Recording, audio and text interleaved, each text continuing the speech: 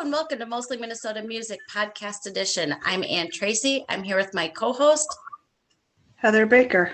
Yes, and we're here with Thomas Abban. Welcome. Thank you for having me. Yeah, I'm excited. Your song Irene was maybe one of my favorite songs in 2018. I loved that song so much. I remember seeing you a few times, and I always thought, I wish I had the opportunity to talk to him. Thank you. Yeah, I'm super excited, but I know we don't want to talk about Irene because you've got a new album out, The Spiritualizer. Yes. Yeah, so that's exciting, and I like it as much as I liked Irene back in the day. So yeah, that's great. That's great. Well, I might even step back and just say, tell us a little bit about you to start. Well, I'm a musician. I enjoy making music, obviously, and so that's what I do. And you play a host of musical instruments. I try to. I think that's very impressive. Yeah, and I hear a lot of it on the Spiritualizer, especially. I heard you say about the album that this album has been with you for a while. Yes. Yes. It's it was written not too long after my first album, and then I've had it pretty much finished since last year, sort of mid last year. So I've sat on it for me quite a while. Yeah, that is a while to be. It must be great to release it. It feels very, very nice. That's good. There are some themes. I was, you're going to talk to someone, you listen to it again and again and again. And I was listening to it on a walk today with my friend, and she's like, this is almost like a religious album. You have a lot of themes, and prayer comes up and amen comes up, but so do a lot of it, the angels and a lot of sort of mythology. You've got mentioned Venus. When you came with this album, do you have some overriding idea of what you wanted to do or what you ended up doing? Well, I mean, it was more of a general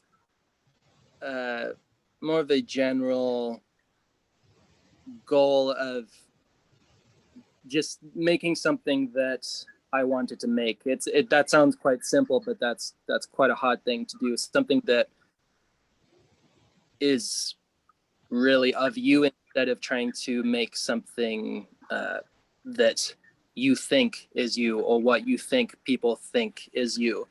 That's what I always try and do. I always make things that feel inevitable. I guess that's always my goal, is to make work that feels inevitable, not music that sounds anything other than that. I love the idea of it being inevitable. Yeah. Yeah. That's the place I start from, and then everything that happens from there is sort of almost not up to my conscious side. Did you intentionally have a few things leak from your first album, The Sheik's Legacy, of the crown and royalty and stuff? I heard that, so I'm like, ooh, is he intertwining it, kind of bringing us to the next and to the next, or was that not even a thought? I'm not sure. I'd have to listen again. I'm in a different mode when I create the thing. I'm sure there are definitely, but I don't remember consciously anything in, but maybe I don't remember. Not trying to feed it into you, but I was like, ooh, I wonder, just leaving us connecting with you and rolling with the journey, I guess. Yeah, I think there'll probably always be some kind of connection between what I do, especially probably not even if there's a short amount of time in between them, but I think that's inevitable. There's some part of you that is the same. Most of you changes, I think. At least in my case, I don't feel like the same person from year to year, let alone album to album. So, but I do think there's obviously still a part that carries over. Do you try to keep pushing yourself from album to album in creative directions, like totally different? Because from researching you, you do take on a challenge quite seriously. So I just wonder if you really do throw yourself all in. Yeah. Yes. I don't want to make the same album twice. And that comes down to a lot of factors. So, and, you know, I'm quite curious in general. So I think at this point, it would be a shame to sort of settle into a set way of doing really anything. So I see any challenges of learning something new as sort of an opportunity to create something different than the last time that I created something. So yes. Okay, then I have another question, because everybody gets nervous about the sophomore album. And now in the years of singles, I feel like people do that to kind of soften the blow. Not the case with you. You throw yourself in once again and take on the challenge. And I think hands down, no problem, you aced it again. But is that a thought for you? Or do you collectively see the album as one big nucleus, like it has to be together? I think the label that I was on had more concerns about a sophomore than I did. I had more concerns about this album than I did. So I mean, those kind of things, that, that whole, the idea of they call it the sophomore slump, but I mean, unless somebody had said that to me, it's not something I would think of. It's one of those things that's just kind of inherited, and maybe lots of artists take that on, and then it ends up being a self-fulfilling prophecy. They are told that the second one is the one where you slump, or I don't know, but I don't believe things like that. I don't accept other people's views of me or my work, really. I trust my own judgment when it comes to my own work. So no, I mean, it was maybe just as difficult or more difficult than my last album, but I don't think because it was my second album. It's just because that's how it ended up being. I think it just as easily could have been easier, and maybe it was in some ways, but I don't believe in things like that. It'd be nice to dive into some of the specific songs, because there are so many of them that I like. The Cure, the line about more points than points of view. This is one of my favorite lines I've heard. And I was like, ooh, I'm going to use that a lot. But can you tell us a little bit about the inspiration for that song? That line is amazing. I don't remember writing that. I remember recording it. I'm trying to think. It probably would have been late at night. I don't remember much from late at night. I think the inspiration just sort of an inspiration. You need songs for an album, so who cares if you're inspired or not? You have to write a song.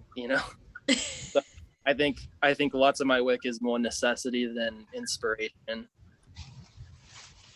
that is a really I write for a living, so I know exactly what you got to get it done. But Yeah. we don't hear from a lot of people who do it that way. That's Okay. fascinating. Yeah, I don't. It doesn't feel very magical or special when I'm doing it. You know, it can be enjoyable, but you got to get it done. That's do I you have have a do you have a process that you do, or just say past sitting down and just trying to write something. Not really. It's there's maybe some little things that are similar, but again, I try not to devote myself to or commit to one way of doing something. So it's sort of past making myself sit down, it's all up for grabs. it? That's an issue because each song is very different. There are some themes. I think there's a well, I the going to meet the man, and I start first time I listened to it, and I stepped out of the room for a second. I stepped back in. I'm like, oh, this is like a sailor song. And then I started listening to the lyrics. I was like, oh, it is like a sailor song. It reminds me of, and I lived in Ireland for years. It reminds me of a lot of the songs you might hear late night in a pub in Ireland. You know, it's Okay. just I could see that yeah. for sure. Yeah, Yeah. and then there are some other songs that I think they have that they just remind me of other places. They just remind and of travel. And I always feel like there's a swirl to the music that you write, which to me always means like, well, I would like to dance. I'm like, this is how you would, you know. But yeah. So I was going to say in the Surrender song, that's what I feel like the changes in the vocals from soft to hard to the distorted, plus the instruments. It's like you kind of get different waves through the song. I love how you change it up. Thank you. When writing, do you hear it already, or I had listened that you said the cadence, you had so many words that you had to sing it that way. Is that what dictates how you have the sound, or? Yeah, so at least with writing, that's definitely the way when it comes to something in terms of writing it, so the sort of initial stages, and then on the production side, I guess it's sort of keeping away my own boredom from the song. So if it's kind of the same all the way through, that's not very interesting to me. So I think a lot of the changes come from that, really sort of keeping it interesting. I mean, you know, when you're making these things, you got to listen to them hundreds of times, you know, from start to when you finish.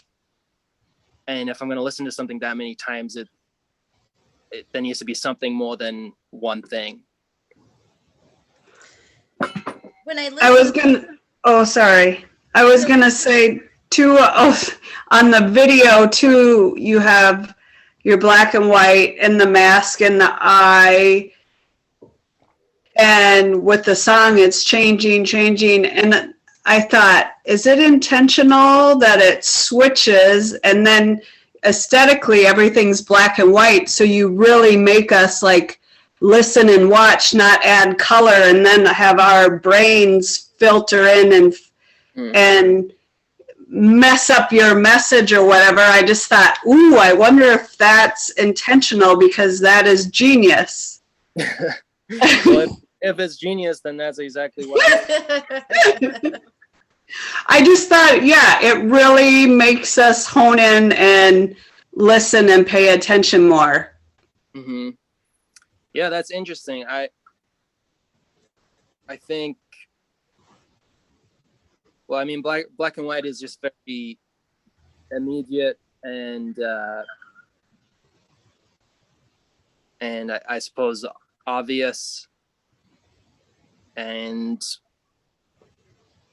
something about it, at least right now, is very appealing to me. The whole just black and white, you know, two extremes that somehow it's almost like in color the two extremes or the colors that are most furthest away from each other are the ones that go best, you know, at least with black and white, that's the case.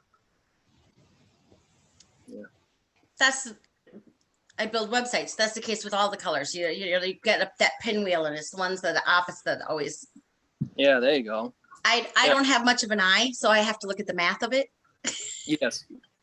Like, okay, I know that's yeah. Yeah. Yes.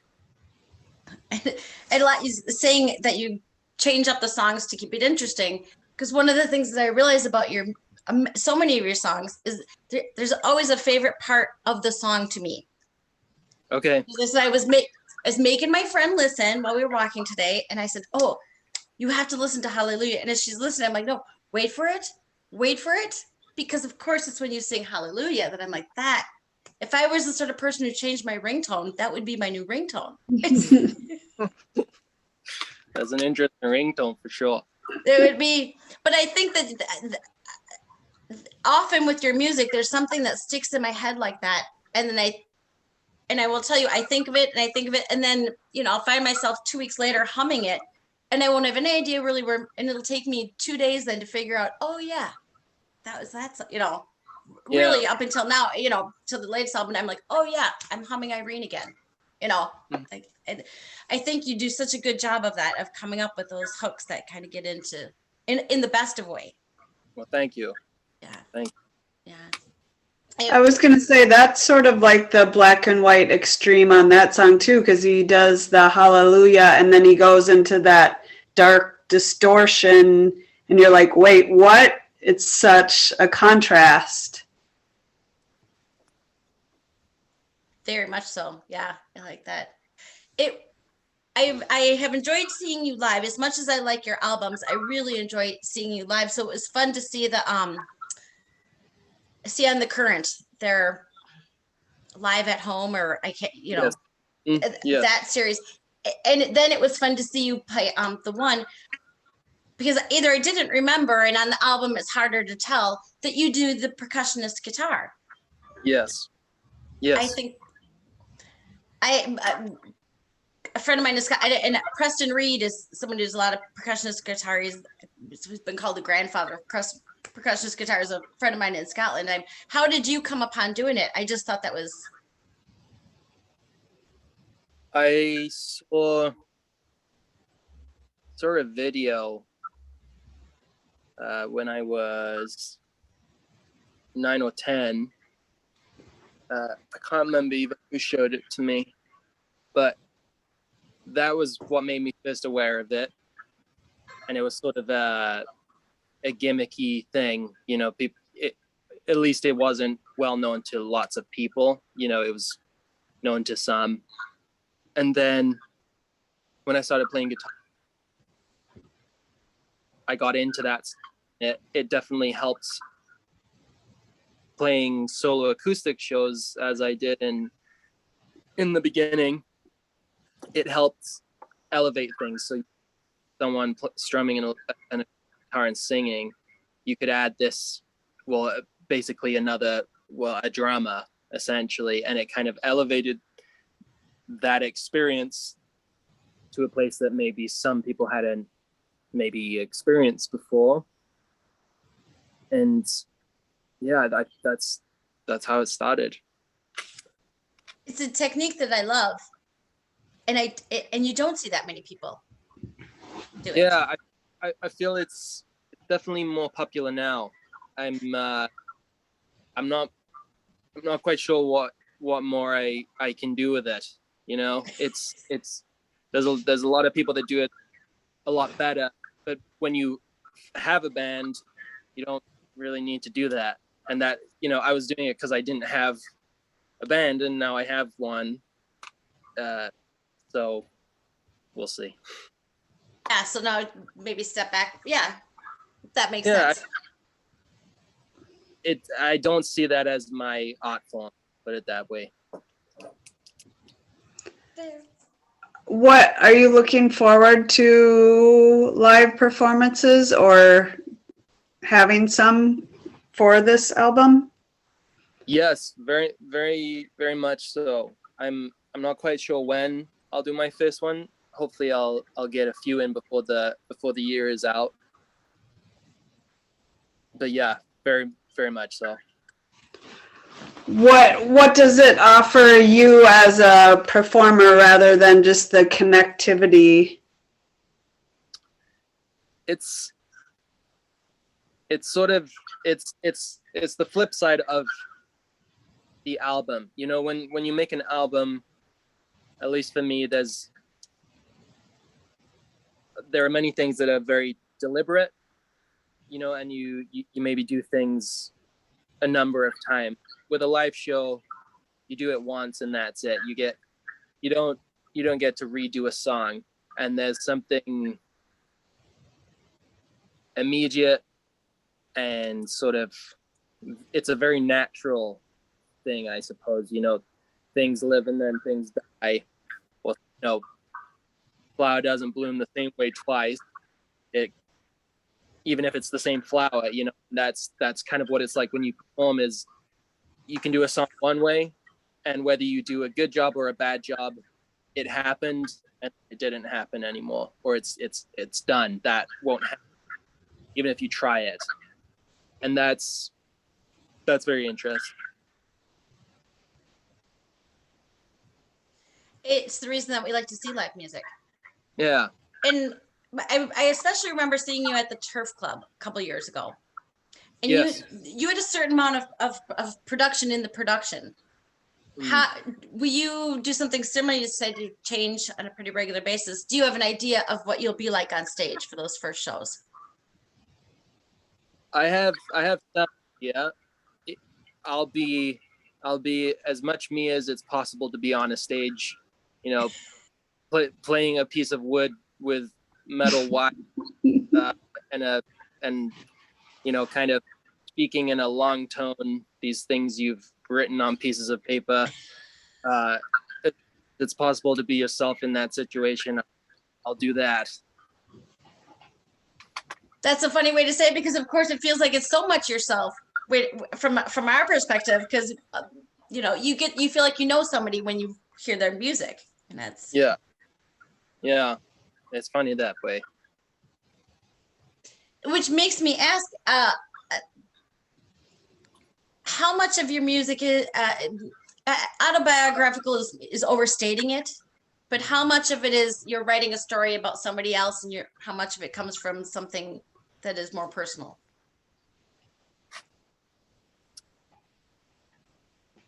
I think all those things are one and the same, really. If you write about something that is external to you, but you know it in some way, it's also personal. You know, if you hear something is happening to someone and you feel bad for them, it's usually because you can imagine it happening to you. And in that way, it's personal, because you're not actually feeling what the person's feeling, because you can't. You're feeling what you would feel in that moment. So I think everything you write, everything you do is personal, even if it wasn't or was, you know, reality, or it's happened to you or someone you know. So I think if it's coming from a person, then it's personal. Is there a certain line or a lyric in one of your songs in this album that you are particularly happy with, proud of, whatever, more eager to share or see the response? No. All of it? No, just I don't. Okay, well then I'm going to tell you one of them that I love. I don't know if I have this 100%, but it's like, my melody ruined our harmony. Now she loves me differently. Now, Yeah. I kind of love that. Thank you. It's kind of a cool, kind of goes with your ever evolving, changing ways. Like it's not bad or good. It's just different. Yeah, that's interesting. Yeah, I like that take. I like that. I think that you do a nice job of finding something that's recognizable and making it entirely new. Like 100 balloons with the idea of, I hope to get to heaven before you realize I'm gone. Which again, if you've lived in Ireland for years, may you be in heaven long before the devil knows you die. It's a sentiment that I recognize. But then to apply it to balloons, how did you ever come up with that? I mean, I think that's a great visual. Man. Honestly, I probably just saw some balloons when I was playing my guitar, and maybe 100 is better imagery than one solitary balloon, kind of pathetically floating away.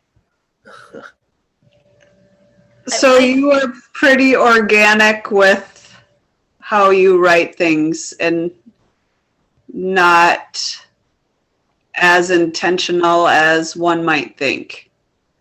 Well, I don't think I'm synthetic. I guess I just put it that way. I'm not really sure how other people write, so I don't know if maybe to some people I would be considered organic, or maybe to some I would seem, I don't know, forced or something. But I don't feel forced when I write, at least when I'm actually writing. So I don't know. I would hope, I suppose, that I'm more organic than I am synthetic, but I guess you never know. Well, I think the idea of setting an intention and saying, I need to write a song because I need to write a song, that's how you become a writer. In the same way, if I want to run marathons, I'm going to start running. Yeah, you have to do it. Yeah, I mean, and it builds up the practice, and people do it in all different ways, but as I said, it's just, you have an eye for imagery that I think translates so well to song. Thank you. And that 100 balloons was one of my favorite of that. So that's good. Yeah. I think. Well, the album came out on July 23rd. Yes. So it's brand new. It seems, is. Yeah, it's still a baby album, but a funny baby that you've been holding on to for a long time. Yeah. So it must be fun to be getting the response now from folks. Yeah. Yes, it is.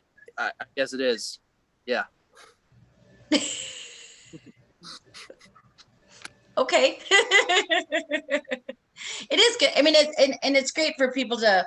This is the next step. Will of course be playing live and getting the immediate feedback. Next step is playing live and doing the next one.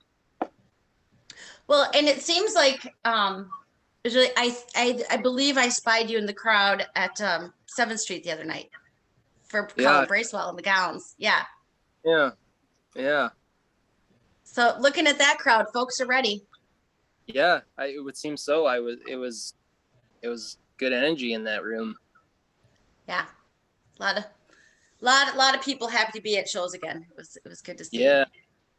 Well, hopefully we will be hearing about your shows coming up too. We'll make sure. Sure. Yeah. I will include this in the notes, but for folks who are just listening, how can people find you online?